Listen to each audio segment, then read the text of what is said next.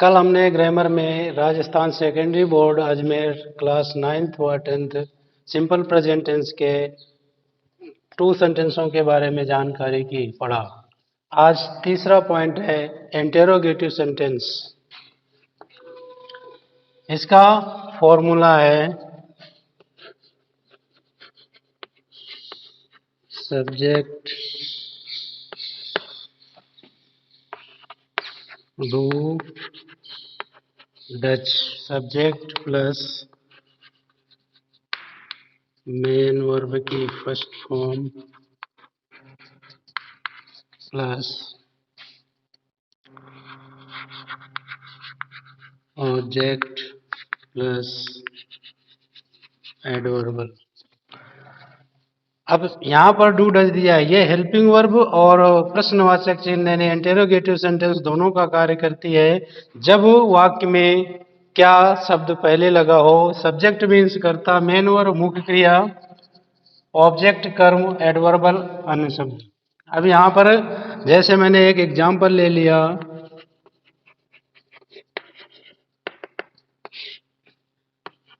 क्या वे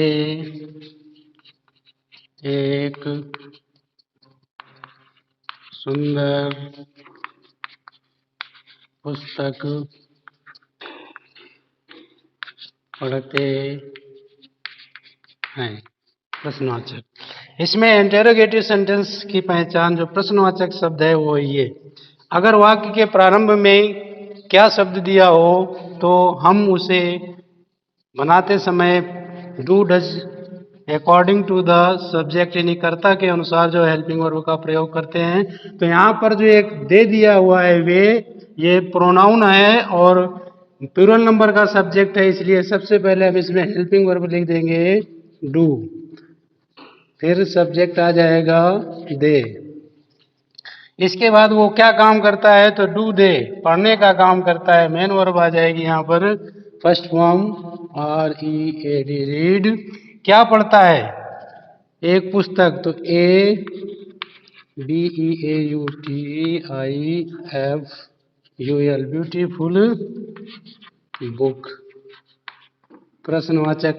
ये ब्यूटीफुल जो है ये एडजेक्टिव है, विशेषण है, और ये पुस्तक ये वस्तु है जिसमें कार्य किया जाता है, जिससे व्यक्ति कोई नाउन या प्रोनाउन जिसके विषय में जानकारी प्राप्त करता है। इसका चौथा फॉर्मूला है interrogative, INTERROGATIVE, interrogative and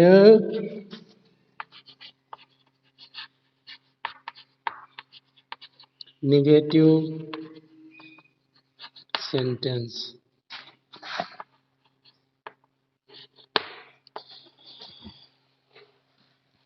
interrogative and negative यानी प्रश्नवाचक नकारात्मक वाक्य, इसका जो फॉर्मूला है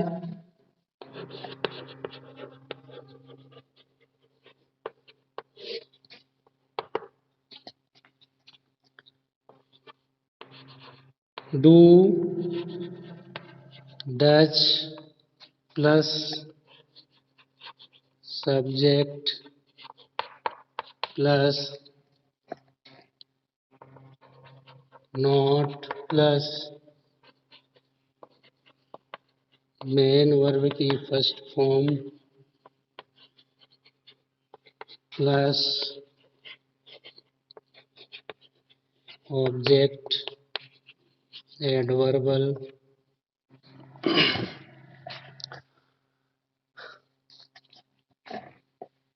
एग्जाम्पल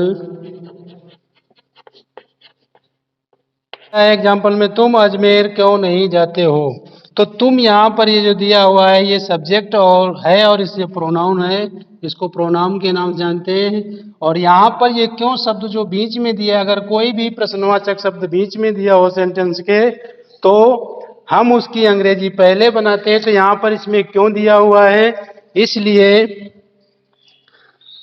हम इसकी अंग्रेजी पहले बनाएंगे। तो इसे हम जो है इस फॉर्मूले के अकॉर्डिंग इस हेल्पिंग वर्ब के ठीक पहले प्रयोग करेंगे। WH word. तो यहाँ पर ये हो जाएगा, तुम बहुवचन दिया हुआ है तो यहाँ पर सबसे पहले हम लिखेंगे वाई, क्योंकि क्योंकि अंग्रेजी वाई होती है वाई। अब इसके बाद हेल्पिंग वर्ब आ जाएगी डू यू। अब ये क्या काम करता है, मेन वर्ब क्या है, why do you not go to Ajmer, प्रश्नवाचक।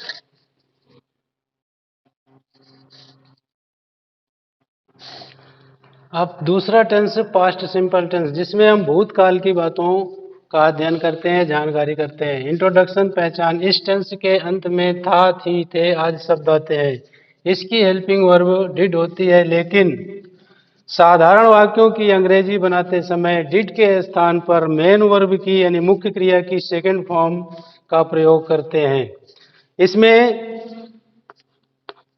पहला सिंपल सेंटेंस 1 नंबर जो दिया है उसमें सब्जेक्ट प्लस मेन वर्ब की second form object plus adverbial. इसमें एक एग्जाम्पल दिया हुआ है जो मैंने लिखा है, रमेश नदी में कूदा। क्रिया क्या है, मेन वर्ब कूदने का काम किया, अंत में आया है अ शब्द। ये जो डंडा लगा हुआ है ये आ की मात्रा का संकेत करता है। इसमें आ ई ये भी आते हैं। रमेश सब्जेक्ट है, नाउन है। नदी स्थान है जो एक स्थान से दूसरे स्थान पर कोई व्यक्ति या वस्तु उछल करके या कूद करके अपना स्थान व गति दोनों को प्रदान करती है। तो रमेश जंप्ड, जंप्ड क्या है, मेन वर्ब सेकंड फॉर्म है। जंप मीन्स कूदना, जंप्ड मीन्स कूदा। इन द रिवर, नदी में। तो इसका क्या हो गया, Ramesh jumped in the river.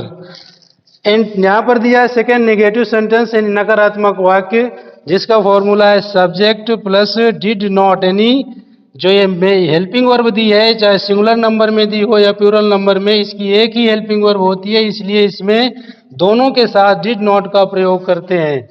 Main verb की first form plus object adverbial. यहाँ पर लिखा है करण पत्र नहीं लिखता था। यहाँ पर इसमें था दिया है लेकिन अंत में था, तो ये था और था इसमें आ शब्द आ रहा है था, और ये पास्ट का संकेत करता है, इसलिए ये पास्ट टेंस में आएगा सिंपल में। तो यहाँ पर लिख दिया करण क्या है, नाउन है और सब्जेक्ट का कार्य करती है तो करण, और डिड क्या है, हेल्पिंग वर्ब है। ये नकारात्मक जो कार्य नहीं करने का संकेत करता है वहां पर नहीं शब्द लगा है, नॉट नकारात्मक हो गया। और राइट, राइट मीन्स क्या होता है, लिखना, ये मेन वर्ब है। ए लेटर क्या लिख रहा है, एक पत्र लिख रहा है। तो करण पत्र नहीं हो गया, Karan did not write a letter. Past simple tense, जिसमें हम भूतकाल के बारे में जानकारी करते हैं। इसमें दिया है पहला इंटरोगेटिव सेंटेंस, इसमें प्रश्नवाचक शब्द, इसका मतलब है प्रश्नवाचक। डिड हेल्पिंग वर्ब, ये प्रश्नवाचक और हेल्पिंग वर्ब दोनों का कार्य करती है। सब्जेक्ट करता मेन वर्ब की फर्स्ट फॉर्म ऑब्जेक्ट एडवर्बल। इसका दूसरा जो दिया है, जो प्रश्नवाचक शब्द बीच में आ जाता है उसको WH वर्ड से प्रारंभ करते हैं, चाहे वाई हो, वाट हो, व्हेन हो, वेयर हो, यानी कौन, क्या, कहाँ, ये शब्द अगर बीच में आ जाते हैं तो हम WH वर्ड से प्रारंभ करेंगे। ये प्रश्नवाचक शब्द जब बीच में आए, जैसे सेकंड एग्जाम्पल में ये क्यों दिया हुआ है बीच में। डिड हेल्पिंग वर्ब आएगी, सब्जेक्ट मेन वर्ब की फर्स्ट फॉर्म ऑब्जेक्ट एडवर्बल। इसमें पहला एग्जाम्पल है, क्या राम एक पत्र लिखा, या इसमें ये भी लिख सकते हैं लिखता था।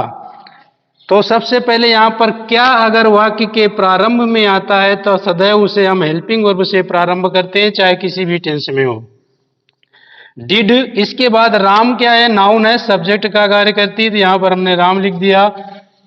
लिखना क्रिया है, राइट लिख दिया मेन वर्ब की फर्स्ट फॉर्म।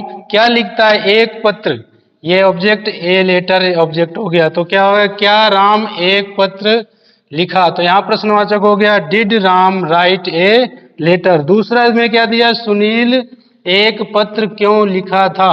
तो यहां पर ये प्रश्नवाचक शब्द जो है वो वाक्य के बीच में, सेंटेंस के बीच में दिया, इसलिए सबसे पहले हम इसकी अंग्रेजी बनाएंगे। तो क्योंकि अंग्रेजी होती वाई, इसके बाद ठीक हेल्पिंग वर्ब लगाएंगे डिड, फिर यहां पर दिया है सुनील।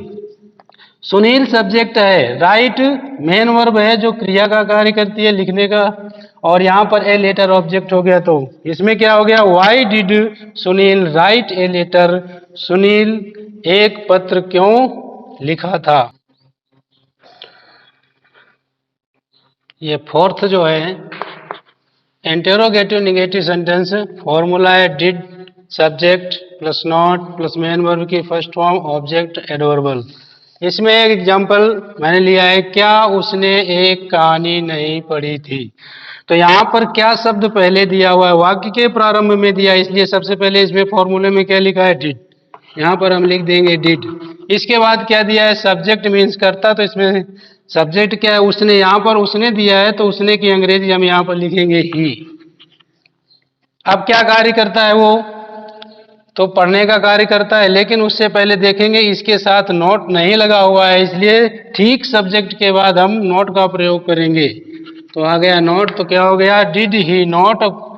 इसके बाद क्या काम करता है, पढ़ने का, तो यहां पर आ जाएगा रीड। क्या पढ़ता है, एक कहानी, तो यहां पर हो जाएगी ए स्टोरी प्रश्नवाचक। क्या उसने एक कहानी नहीं पढ़ी थी, अंत में क्या आया, थी था थे, जो भी शब्द आते हैं इनमें, या आ ई ये शब्द आए तो ये भी पास्ट सिंपल टेंस में आता है, लेकिन ये इंटेरोगेटिव नकारात्मक और प्रश्नवाचक वाक्य से did he not read a story. अगर यहां पर इसी वाक्य में आपका जो है प्रश्नवाचक शब्द बीच में आ जाए कि उसने एक कहानी कहाँ पढ़ी थी, ये हो गया, ये तो आपका प्रश्नवाचक है। लेकिन अगर यहाँ पर हम प्रश्नवाचक नकारात्मक की बात करते हैं तो उसने एक कहानी कहाँ, और यहाँ पर जो है बीच में हम नहीं लगा देंगे तो ये इंटेरोगेटिव निगेटिव बन जाएगा। अब यहाँ पर क्या हो जाएगा, सबसे पहले देखेंगे इसमें क्या दिया है, प्रश्नवाचक शब्द कहाँ। कहाँ की अंग्रेजी होती है वेयर, वेयर। इसके बाद हम लगाएंगे हेल्पिंग वर्ब, क्योंकि जब प्रश्नवाचक शब्द बीच में हो तो ठीक प्रश्नवाचक शब्द के बाद हेल्पिंग वर्ब आती है। डिड और कौन, तो उसने, तो यहां पर आ जाएगा ही, और फिर आ जाएगा नॉट। इसके बाद मेन वर्ब की first form R E A D, read a story प्रश्नवाचक।